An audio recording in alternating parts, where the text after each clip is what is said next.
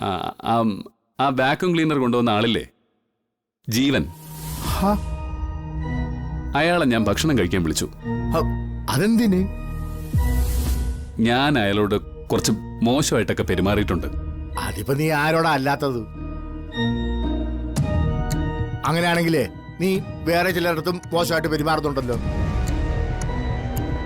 അവരുടെ അടുത്തൊന്നും എന്താ നീ മനസ്സ് കാണിക്കാത്ത? വേറെ ആരോട് മോശമായിട്ട് പെരുമാറിയെന്ന്? ആഹാ, ആ പത്മൻ ടീച്ചറോട്. നിസ്സാര പ്രശ്നങ്ങളാണോ നീ ആയിട്ട് ഉണ്ടാക്കിയിട്ടുള്ളത്? ആണോ? എന്ത് പ്രശ്നങ്ങൾ വന്നാലും അവസാനം അത് പത്മൻ ടീച്ചറിൽ കൊണ്ട് വയ്ക്കണ്ട. ദേ, ജീവൻ പത്മയെ പോലൊരു ശല്യക്കാരനൊന്നും അല്ല. ആഹാ, അല്ലേ? പത്മ നിന്നെ എന്ത് ശല്യം ചെയ്തെന്നാ? അതെ, എനിക്കിപ്പോ പത്മപുരാണം കേൾക്കാനുള്ള സമയമില്ല. ഓ, അയാൾക്കൊരു ഉച്ചയൂണ് തയ്യാറാക്കാൻ അമ്മാവനെ കൊണ്ട് പറ്റുമോ? അതോ ഞാൻ ഇനി വെളിയിൽ നിന്ന് വല്ലതും വാങ്ങണോ? അതാ എന്റെ ചോദ്യം. വീട്ടിലേക്ക് ഒരാളെ വിളിച്ചു വരുത്തിയിട്ട് എന്തായാലും പുറത്തു നിന്നൊന്നും വാങ്ങിച്ചു കൊടുക്കണ്ട. പക്ഷെ എന്നെ കൊണ്ട് പറ്റുന്നത് ഞാൻ ഉണ്ടാക്കി കൊടുക്കൂ. ആ, വന്ന് കഴിക്കുന്നതോടെ അയാൾ എന്റെ ശത്രുവായിട്ട് മാറരുത്. എന്തെങ്കിലും വായിൽ വെച്ച് കഴിക്കാൻ കൊള്ളാവുന്നത് ഉണ്ടാക്കണം. ഇത് കേൾക്കുമ്പോൾ എനിക്ക് ദേഷ്യം വരുന്നത്. എടാ, ഞാനേ നിനക്ക് കുടത്തിന് കിട്ടിയ ഭൂതമൊന്നും അല്ല. ഒരു കാര്യം ചെയ്, നിന്റെ ജോലി ചെയ്, ഭക്ഷണം ഞാൻ ഉണ്ടാക്കി കൊടുത്തോളാം. ആ, ഞാൻ വേണമെങ്കിൽ ഹെൽപ്പ് ചെയ്യാം. അയ്യോ വേണ്ടേ, നീ ഒന്നും ചെയ്യണ്ടേ. ഇനി അഥവാ എനിക്ക് സഹായം വേണമെങ്കിൽ ഞാനേ വേറെ ആരെങ്കിലും വിളിച്ചോളാം. വേറെ ആരെങ്കിലും?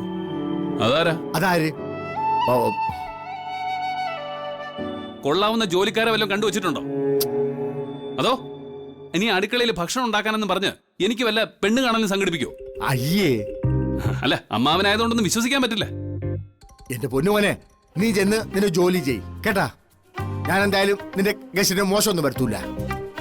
ആ, പിന്നെ കുറച്ച് സാധനങ്ങൾ ഞാൻ ആ മോഹന്റെ കടയിൽ വിളിച്ചു പറഞ്ഞേക്കാം. അതെങ്കിലും മേടിച്ചോണ്ട് വരുവോ? ആ, വാങ്ങിക്കൊണ്ട് വരാം. ആ, ചെല്ല്. പോടേ.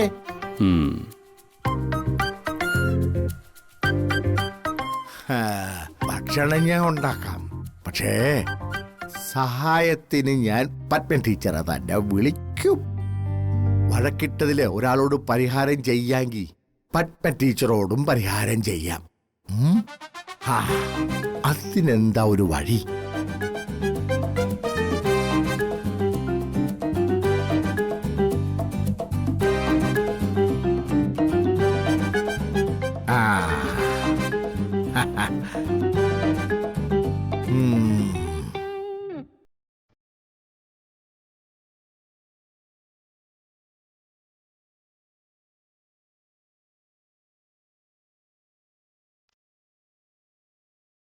എന്താ മോളെ, നീ വലിയ കണക്കുകൂട്ടലിലാണല്ലോ.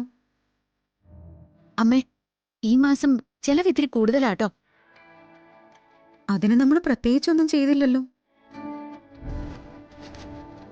നമ്മള് പ്രത്യേകിച്ച് ചെയ്യുന്നത് എന്തിനാ? സാധനങ്ങൾ വാങ്ങിക്കുന്ന കടക്കാരെ കൃത്യമായിട്ട് ചെയ്യുന്നുണ്ടല്ലോ. വില കൂട്ടല്.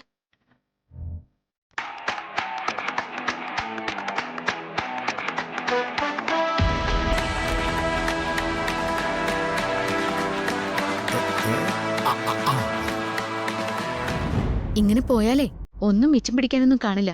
മിച്ചം പിടിക്കുന്നത് അവിടെ നിൽക്കട്ടെ, ആദ്യം കാര്യങ്ങളൊക്കെ നന്നായി പോട്ടെ.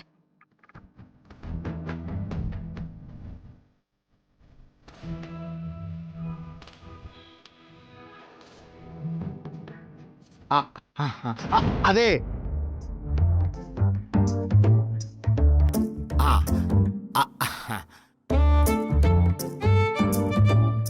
അല്ല, അമ്മയും മോളും എന്താ രാവിലെ തന്നെ സംസാരിച്ചോണ്ടിരിക്കുന്നേ? അമ്മാവിന്റെ കൈക്ക് എന്ത് പറ്റി? അതൊന്നും പറയണ്ട മോളെ. അവിടെ ഒരുത്തനുണ്ടല്ലോ, ഹരി. അയാള് വെട്ടിയതാണോ? അയ്യോ, അവൻ വെട്ടിയതൊന്നും അല്ല മോളെ. എനിക്ക് അടുക്കള പണി പതുക്കെ ചെയ്യാനേ അറിയൂ. അവൻ വന്നിട്ട് വേഗമാകട്ടെ വേഗമാകട്ടെ എന്നൊക്കെ പറയും. അപ്പം ഞാൻ ഒരു നിയന്ത്രണവും ഇല്ലാണ്ട് അങ്ങോട്ട് ചെയ്യും. ഏത് അപ്പതേ കൈ അങ്ങ് ഒരുപാട് മുറിഞ്ഞു മോളെ. അയ്യോ, മുറിവ് ഒരുപാടുണ്ടോ? അയ്യോ, ഡോക്ടറുടെ അടുത്ത് പോണോ? അല്ല, അത് സാരമില്ല. ഇതൊക്കെ പതുക്കെ അങ്ങ് മാറിക്കൊള്ളും. ഏത് കൈമുറിഞ്ഞത് കണ്ടിട്ട് അയാളൊന്നും പറഞ്ഞില്ലേ? തിരിഞ്ഞു നോക്കിയിട്ടുണ്ടാവില്ല. ദുഷ്ടനല്ലേ? മോളെ ഇപ്പോ കൈ മുറിഞ്ഞു വന്നല്ല പ്രശ്നം.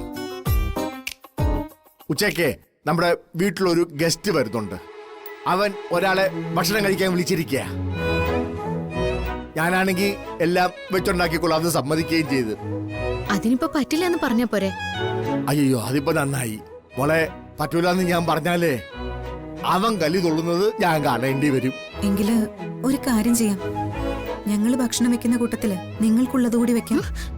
അയ്യോ അത് വരുന്ന ആൾക്ക് അത് കൊടുത്താൽ മതിയല്ലോ. അമ്മയ്ക്ക് വേറെ പണിയൊന്നുമില്ലേ? അയാൾക്ക് ആരെങ്കിലും വെച്ച് വിളമ്പി കൊടുക്കോ? അതല്ല സുജാതെ, നിങ്ങൾ കഷ്ടപ്പെടുകയൊന്നും വേണ്ട.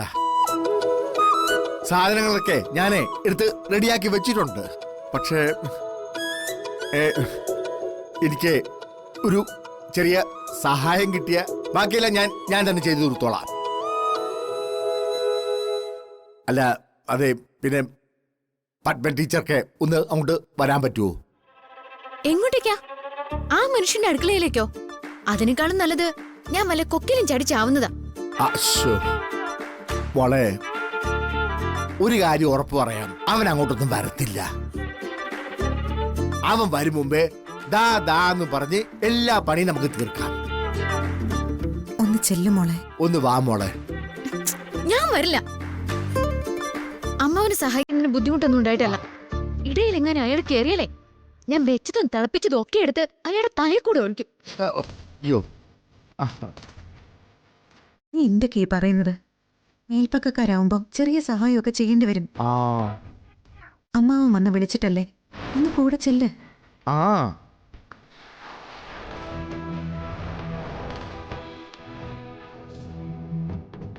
ഹരിക്കല്ലല്ലോ വെച്ചുണ്ടാക്കുന്നത്, വരുന്ന ഗസ്റ്റിനല്ലേ. അതെ, ഒന്ന് വാ മോളെ. ശരി, ഞാൻ വരാം.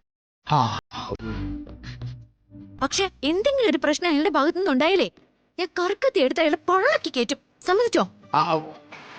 അതെങ്ങനെ ഞാൻ സമ്മതിച്ചിരുന്നേ മോളെ? കത്തിയൊന്നും വേണ്ട. എന്തെങ്കിലും വിഷയം ഉണ്ടായ മോളിങ്ങോട്ട് പോന്നോളൂ. ശരി, ഞാൻ വരാം. പൊയ്ക്കോളും, അവള് വന്നോളും. മോളെ ഓ ശരി.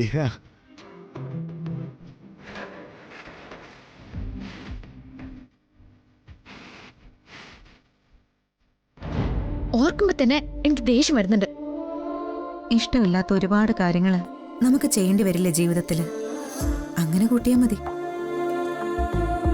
ഇഷ്ടമില്ലാത്ത ഒരുപാട് കാര്യങ്ങൾ ചെയ്തിട്ടുണ്ട്. അതിന്റെയാണല്ലോ ഈ കിടന്ന് അനുഭവിക്കുന്നത്.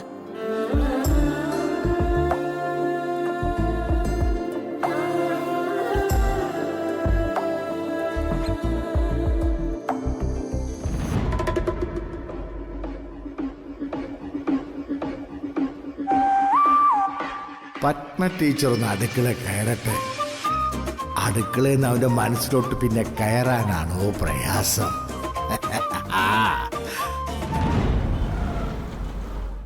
വീണയിരിക്കൂ. വീണ, ഓഡീഷനില് താൻ നന്നായി പെർഫോം ചെയ്തു. തനിക്ക് നല്ല ഗ്രേസ് ഉണ്ട്, നല്ല ഫ്യൂച്ചറും. Thank you sir.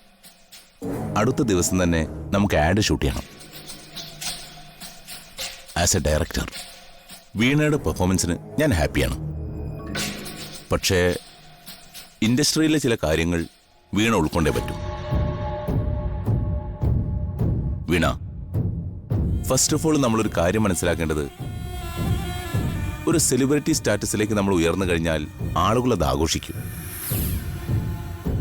നമ്മൾ വന്ന വഴിയോ ആ വഴിയിലുണ്ടായിരുന്ന കല്ലുകളും മുള്ളുകളും അതൊന്നും അവർക്ക് തടസ്സമാവില്ല. വീണയുടെ ഡീറ്റെയിൽസ് ഒക്കെ എനിക്കറിയാം. കുടുംബം വിട്ടിറങ്ങിയ ഏതൊരാളിനും മറ്റുള്ളവരെ അതിശയിപ്പിക്കുന്ന രീതിയിൽ വളരുക എന്നുള്ളതാണ്.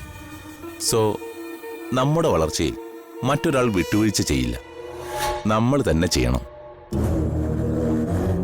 ഞാൻ ഉദ്ദേശിക്കുന്നത് വീണയ്ക്ക് മനസ്സിലാവുന്നുണ്ടോ?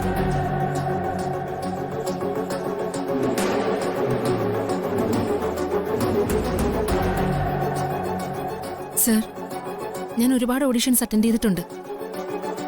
അവിടെയൊന്നും എന്റെ പെർഫോമൻസ് മോശമായിരുന്നില്ല. മറ്റുള്ള ഡയറക്ടർമാരും അത് തന്നെ പറഞ്ഞേ. പക്ഷേ മറ്റു ചില ഡിമാൻഡ്സ് ഇറ്റ്സ് ക്വൈറ്റ് നാച്ചുറൽ. അതിവിടെയും സംഭവിക്കും. തീരുമാനം വീണയുടേതാണ്. നമ്മുടെ ജീവിതത്തിൽ നമുക്ക് മറന്നു കളയാവുന്ന ചില ദിവസങ്ങൾ ഒരുപക്ഷെ എന്നെന്നും ഓർമ്മിക്കാവുന്ന ഒരു ജീവിതം നമുക്ക് തരും. ഇതിൽ കൂടുതൽ ഇനി വീണയോട് വിശദീകരിക്കാൻ എനിക്ക് താല്പര്യമില്ല. വീണയ്ക്ക് സമ്മതമാണെങ്കിൽ നമുക്ക് മുന്നോട്ട് പോവാം.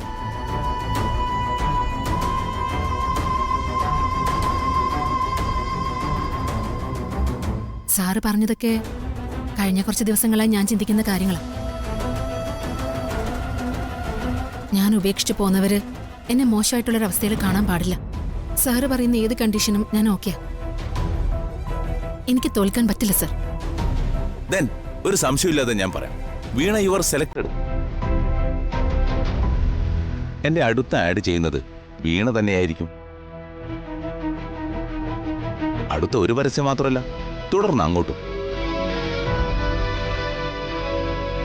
വീണയ്ക്ക് മുകളിലേക്ക് കയറി വരാൻ ഞാനൊരു ഗോവണി വെച്ചിട്ടുണ്ട്. വീണയ്ക്കത് യൂസ് ചെയ്യാം. Thank you sir. അപ്പൊ ഓക്കെ. Okay sir.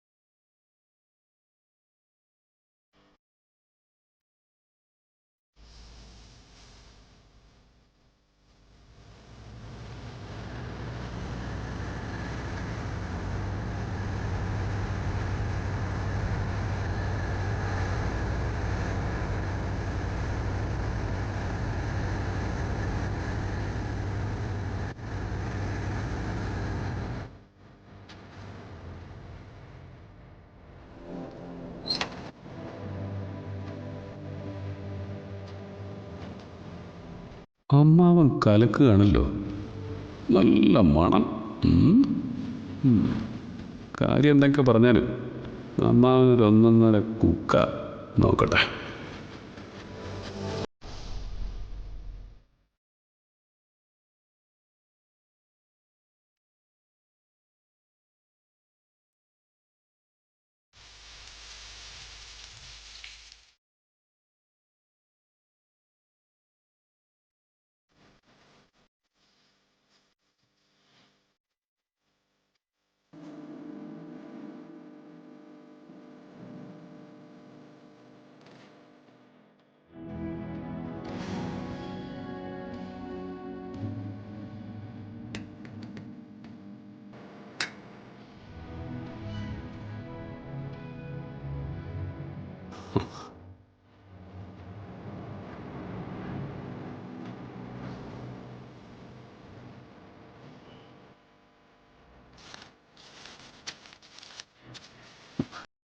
അവൻ്റെ ഒരു കാര്യം.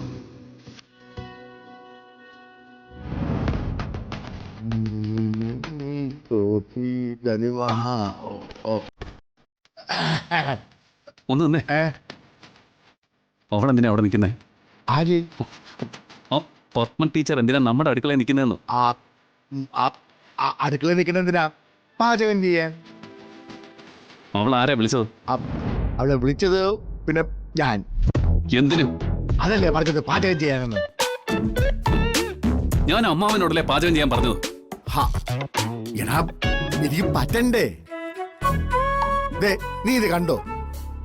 ഇതെന്താ ഇത്? ഇത് കൈ മുറിഞ്ഞത്, കൊറേ രക്തവും പോയായിരുന്നു.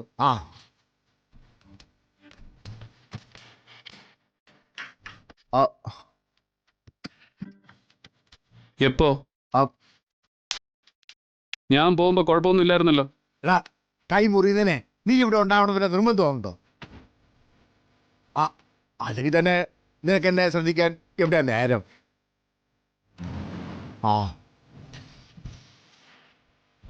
അവളോട് ഇറങ്ങി പോകാൻ പറ. എന്നെ കൊണ്ടൊന്നും പറ്റൂല. കുറച്ച് കഴിയുമ്പോ ഗസ്റ്റ് വരും. അയാൾ വരുമ്പോഴേ കുട്ടിക്കാലത്തെ മണ്ണപ്പ ചുട്ടതുപോലെ കൊടുത്താൽ മതിയാ. ഇത് അമ്മാവൻ കരുതി കൂട്ടി ചെയ്യുന്നതാണെന്ന് എനിക്ക് നന്നായിട്ട് അറിയാം. എടാ ഒരു അസുഖം വരുമ്പോഴേ അയൽപ്പക്കത്തുകാരോട് സഹായം ചോദിക്കുന്നതേ അത്ര വലിയ കുഴപ്പമുള്ള കാര്യമൊന്നും അല്ല. നീ ഒന്ന് അണങ്ങി ഒതുങ്ങി നിന്നാ മതി. അമ്മാവൻ നമ്മളൊരു സഹായം ചോദിച്ചു കഴിഞ്ഞാലേ അവക്ക് എന്ത് അഹങ്കാരമായിരിക്കും? നീ വെറുതെ അവൾക്ക് അങ്ങനെയൊന്നുമില്ല. അവള് പാവാ. എനിക്ക് കൈ വയ്യാന്ന് പറഞ്ഞപ്പോഴേ അവള് ഓടി കയറി വന്ന് ഞാൻ സഹായിക്കാന്ന് പറഞ്ഞപ്പോ വേണ്ടെന്നും പറഞ്ഞു. അയ്യോ എന്താ മണം അല്ലേ! എന്തൊരു സ്പീഡാ അവക്ക്. 10 പേര് ഒരുമിച്ച് കയറിയാലും ഇങ്ങനെയൊന്നും ചെയ്യാൻ പറ്റൂല. സാധനങ്ങളൊക്കെ വെന്ത് കയറിയില്ലേ, കറികളുടെ ഒക്കെ മണം അടിച്ചില്ലേ. എനിക്കൊരു മണവും കിട്ടുന്നില്ല. നിനക്ക് മണം കിട്ടൂല. അതിന് നിനക്ക് കുറച്ചുകൂടെ നല്ല മനസ്സ് വേണം. എന്തായാലും നീ ഒരു കാര്യം ചെയ്. നീ അടുക്കളയിലോട്ട് ചെന്ന് പത്മ ടീച്ചറെ ഒന്ന് സഹായിക്ക്. ഞാനോ? അല്ല പിന്നെ ഈ കൈ വെച്ചോണ്ട് എനിക്ക് പറ്റുമോ? എനിക്ക് അവളുടെ മുഖം കാണുന്നത് ഇഷ്ടമല്ല. നീ ഒരു കാര്യം ചെയ്. നീ മുഖം മറച്ചു പോയി നിക്ക്. ചെല്ല്. എടാ ചെന്നൊന്ന് സഹായിക്കടാ. അതല്ലേ ഒരു മര്യാദ. ശരി, മുഖം മറച്ച് തന്നെ പോവാം. അപ്പോ ചെകുത്താന്റെ മുഖം എനിക്ക് കാണണ്ടല്ലോ. എനിക്ക് നിർബന്ധമൊന്നുമില്ല കേട്ടാ. എന്ന് എനിക്ക് നിർബന്ധമുണ്ട്.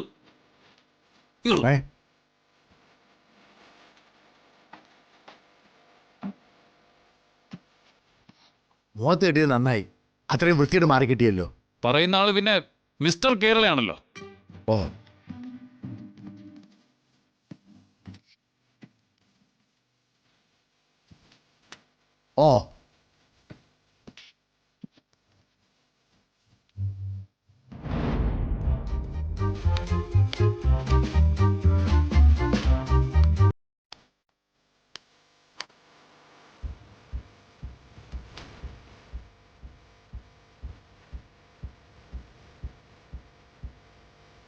അമ്മാവാ, ഓ ഇവിടെ ഈ കുറുവാ സംഘങ്ങളുടെ ഭീഷണി ഉണ്ടോ?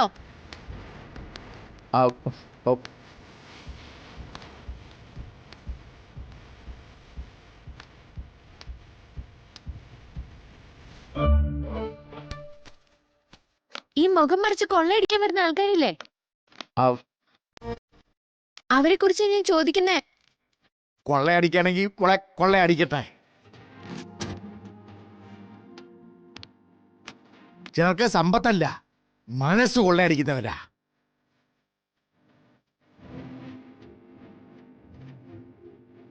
ഇവിടെ സദ്യ ഒന്നും നടക്കുന്നില്ലല്ലോ, പിന്നെ എന്താ ഇത്ര ജോലി? ആരെങ്കിലും ഒരു സഹായത്തിന് വിളിച്ചാ പെട്ടെന്ന് ചെയ്തു കൊടുത്തിട്ട് പോകാൻ നോക്കും. അല്ലാതെ എന്തിനാ എത്ര ഡിലേ?